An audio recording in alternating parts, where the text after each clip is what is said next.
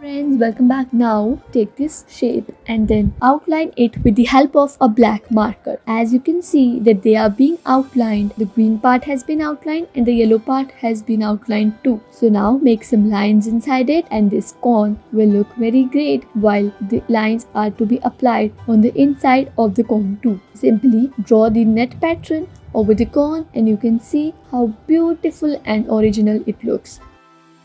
Take a pink sheet and then you have to cut this sheet in this direction. After cutting it, you will open it and you will see that we have obtained a flower like this. So a flower has been obtained like this and now you can simply place it with the help of green strips. So these green strips are to be placed like that and yes, you are done.